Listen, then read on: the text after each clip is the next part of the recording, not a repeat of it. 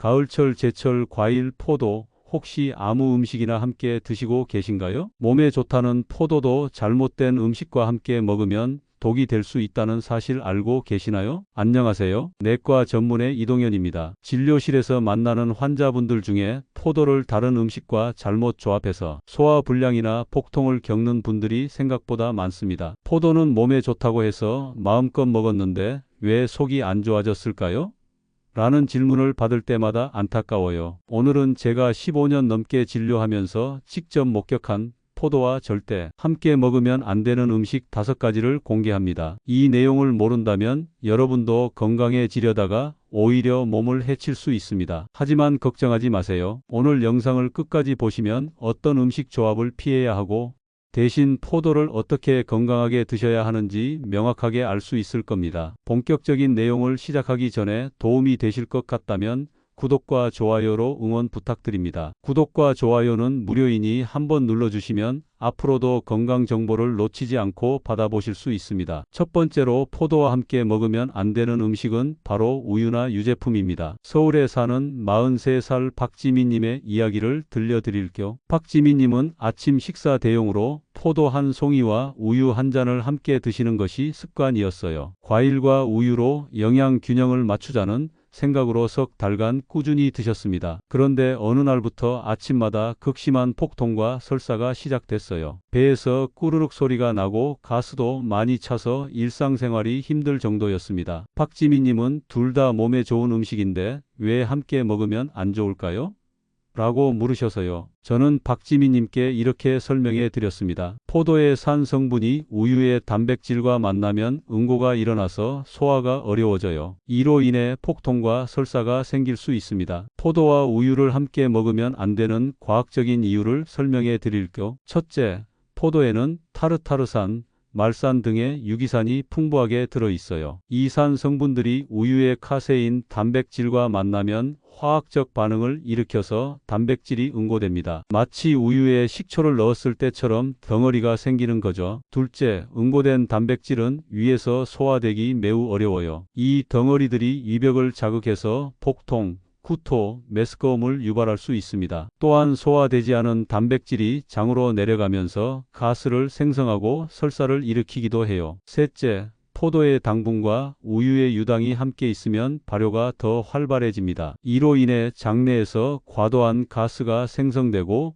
복부 팽만감이 심해질 수 있어요. 특히 유당 불내증이 있는 분들에게는 더욱 심각한 증상이 나타날 수 있습니다. 넷째, 포도의 펙틴 성분도 문제가 될 수 있어요. 펙틴은 우유의 칼슘과 결합해서 불용성 화합물을 만들어내는데 이것이 변비를 유발하거나 장 운동을 방해할 수 있습니다. 영양소 흡수도 방해받게 되죠. 안전하게 포도와 우유를 드시려면 최소 1시간 이상 간격을 두고 드세요. 아침에 포도를 드셨다면 점심때 우유를 마시거나 우유를 마신 후에는 오후에 포도를 드시는 것이 좋습니다. 이렇게 하면 위에서 소화가 어느 정도 진행된 후에 다음 음식을 섭취하게 되어서 부작용을 피할 수 있어요. 두 번째로 피해야 하는 조합은 포도와 해산물입니다. 부산에 사는 58세 김수정님은 가을철 포도가 맛있을 때 회식에서 포도와 새우, 깨 요리를 함께 드셨어요. 과일로 입가심하면서 해산물도 즐기자는 생각이셨거든요. 그런데 식사 후 2시간 뒤부터 온몸에 두드러기가 나기 시작했어요. 가려움증이 심하고 얼굴이 붓는 증상까지 나타나서 응급실에 가셨습니다. 알레르기 반응으로 진단받았는데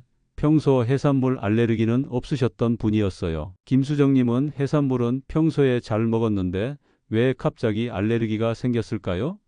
라고 의아해 하셨습니다. 저는 이렇게 설명해 드렸어요. 포도의 비타민C가 해산물의 비소 성분과 반응해서 독성 물질을 만들어낼 수 있어요. 이것이 알레르기 반응을 유발한 것으로 보입니다. 포도와 해산물의 위험한 조합에 대해 자세히 알려드릴게요. 첫째, 해산물에는 미량의 비소가 자연적으로 들어있어요. 평소에는 무해한 오가 비소 형태인데 포도의 비타민C와 만나면 삼가 비소라는 독성 물질로 변할 수 있습니다. 삼가 비소는 급성 중독을 일으킬 수 있는 위험한 물질이에요. 둘째, 포도의 타닌 성분이 해산물의 단백질과 결합해서 소화를 방해할 수 있어요. 이로 인해 단백질이 제대로 분해되지 않아서 알레르기 반응을 일으킬 수 있습니다. 특히 새우, 게, 랍스터 같은 각각류에서 이런 반응이 더 자주 나타나요. 셋째, 해산물의 요오드 성분과 포도의 산이 만나면 위산 분비가 과도해질 수 있어요. 이로 인해 위염이나 속 쓰림이 생기고 심한 경우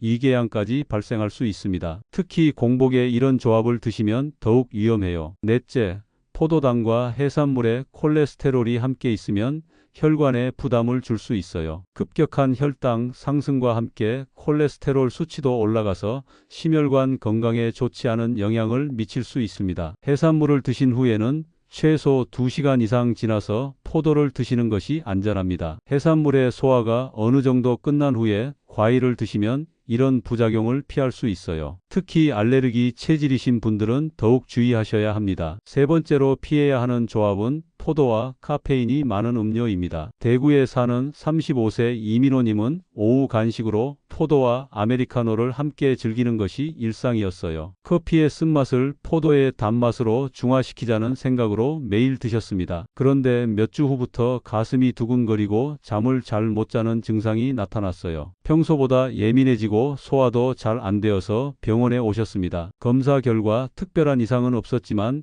카페인 과민 반응 증상이었어요. 이민호님은 커피는 평소에 잘 마셨는데 왜 갑자기 이런 증상이 생겼을까요?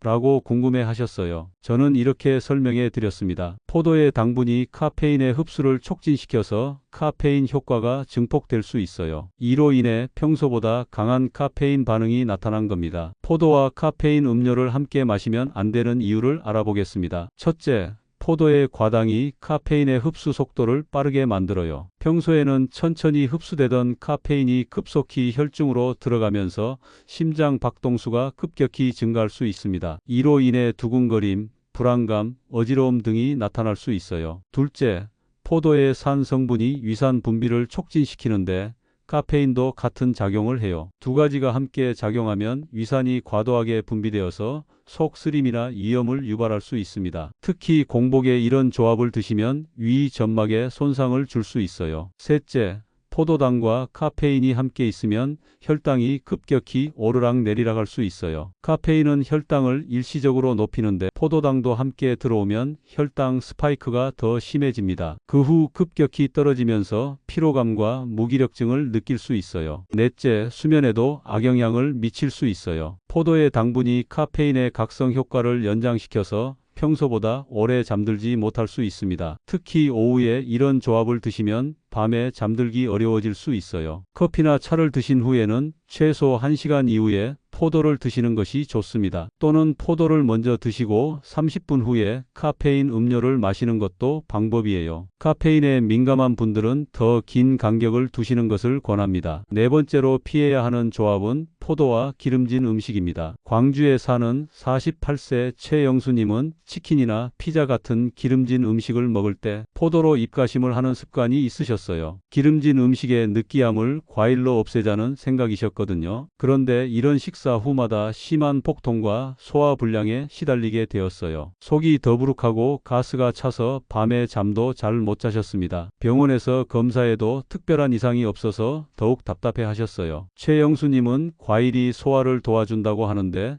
왜 오히려 소화가 안 될까요? 라고 물으셨어요. 저는 이렇게 설명해 드렸습니다. 기름진 음식과 과일을 함께 먹으면 소화 속도가 맞지 않아서 위에서 발효가 일어날 수 있어요. 이것이 폭통과 가스의 원인입니다. 포도와 기름진 음식을 함께 먹으면 안 되는 이유를 자세히 설명해 드릴게요. 첫째, 소화 시간이 완전히 다르다는 점이에요. 포도는 30분 정도면 소화되지만 기름진 음식은 3시간에서 4시간이 걸립니다. 포도가 먼저 소화되려고 하는데 기름진 음식 때문에 위에서 머무르게 되어서 발효가 시작돼요. 둘째, 포도의 당분이 발효되면서 알코올과 각종 가스가 생성됩니다. 이것이 복부 팽만감과 가스 형성의 주요 원인이에요. 특히 위에서 오래 머무를수록 발효가 더 활발해져서 증상이 악화됩니다. 셋째, 기름진 음식은 위 운동을 둔화시키는데 여기에 포도의 산이 더해지면 위산 분비가 불균형해져요. 소화 효소의 작용도 방해받아서 전체적인 소화 기능이 떨어지게 됩니다. 이로 인해 음식이 제대로 소화되지 않고 위에 오래 머물게 되어요. 넷째,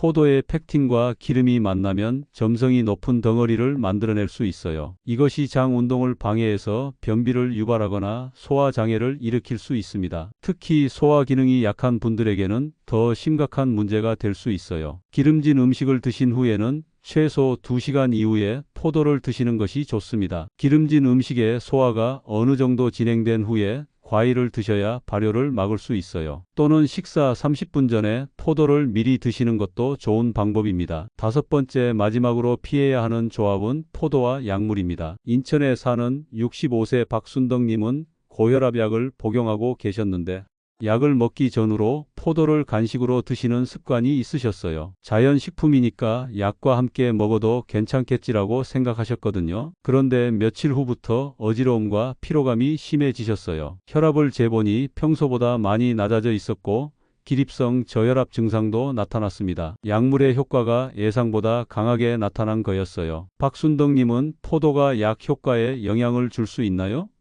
라고 의아해 하셨습니다. 저는 이렇게 설명해 드렸어요. 포도에는 약물 대사에 관여하는 효소를 억제하는 성분이 있어요. 이로 인해 약물이 체내에 오래 머물면서 효과가 증폭될 수 있습니다. 포도와 약물의 상호작용에 대해 자세히 알아보겠습니다. 첫째, 포도에는 플라보노이드와 안토시아닌 같은 성분이 풍부한데 이것들이 간의 CYP450 효소를 억제할 수 있어요. 이 효소는 많은 약물의 대사에 관여하는데 억제되면 약물이 체내에서 분해되지 않고 오래 남아있게 됩니다. 둘째, 특히 혈압약, 혈액희석제, 심장약 등은 포도와 함께 복용하면 위험할 수 있어요. 약물 농도가 예상보다 높아져서 저혈압, 출혈, 부정맥 등의 부작용이 나타날 수 있습니다. 생명에 위험할 수도 있어서 특히 주의가 필요해요. 셋째, 항생제나 소염제도 포도와 함께 복용하면 위장 장애가 심해질 수 있어요. 포도의 산 성분이 약물의 위장 자극을 증가시켜서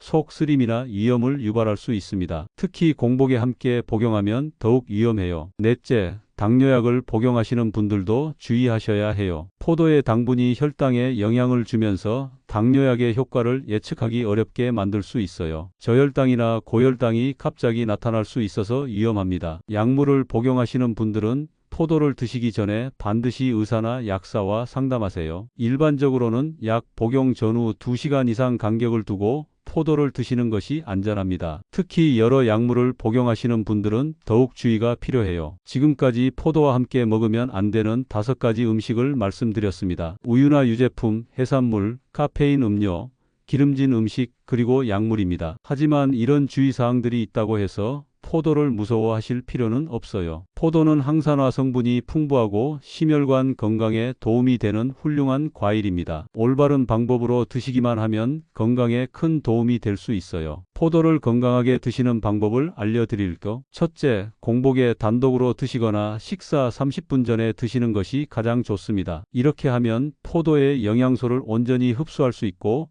다른 음식과의 상호작용도 피할 수 있어요. 둘째, 하루 권장량인 200g 정도를 지켜서 드세요. 대략 한 송이 정도의 양인데 너무 많이 드시면 당분 과다 섭취가 될 수 있어요. 특히 당뇨병이 있으신 분들은 더 적은 양을 드시는 것이 좋습니다. 셋째, 포도 껍질째 드시는 것을 권합니다. 껍질에는 레스베라트롤이라는 강력한 항산화 성분이 들어있어서 심혈관 건강과 노화 방지에 도움이 돼요. 단, 농약 잔류물이 걱정되시면 충분히 씻어서 드세요. 넷째, 포도와 잘 어울리는 음식들도 있어요. 견과류, 치즈, 요거트 등은 적절한 간격을 두고 드시면 영양학적으로 좋은 조합이 될 수 있어요. 특히 견과류의 불포화 지방산과 포도의 항산화 성분이 시너지 효과를 낼 수 있습니다. 포도를 보관하실 때도 주의사항이 있어요. 냉장고에 보관하시되 씻지 않은 상태로 보관하세요. 먹기 직전에 씻어서 드시는 것이 신선도를 유지하는 데 도움이 됩니다. 또한 상한 포도가 있으면 즉시 제거해서 다른 포도까지 상하는 것을 방지하세요. 개인의 체질과 건강 상태에 따라서도 포도 섭취를 조절하셔야 해요. 알레르기 체질이신 분들은 처음에 소량부터 시작해서 몸의 반응을 살펴보세요. 소화기가 약한 분들은 껍질을 제거하고 드시거나 양을 줄여서 드시는 것이 좋습니다. 마지막으로 포도의 계절성도 고려하세요. 가을철, 제철 포도가 가장 맛있고 영양가도 높아요. 제철이 아닌 시기에 포도는 당도가 떨어지고 농약 사용량이 많을 수 있으니 주의하시기 바랍니다. 건강한 포도 섭취는 올바른 지식에서 시작됩니다. 오늘 알려드린 내용을 참고하셔서 포도를 더 안전하고 건강하게 즐기시기 바라요. 무엇보다 본인의 몸 상태를 잘 관찰하시고 이상 증상이 나타나면 즉시 전문의와 상담하시는 것이 중요합니다. 여러분, 오늘 알려드린 5가지 음식 조합 중에서 평소에 하고 계신 것이 있나요? 포도를 드실 때 어떤 점을 주의하고 계신지 댓글로 남겨주세요. 여러분의 건강한 식단을 위해 최선을 다해 답변 드리겠습니다. 그리고 이 영상이 도움이 되셨다면 좋아요와 구독 버튼 꼭 눌러주세요. 알림 설정도 해두시면 새로운 건강 정보를 놓치지 않고 받아보실 수 있습니다. 여러분의 건강한 가을 나기를 진심으로 응원합니다. 시청해 주셔서 감사합니다.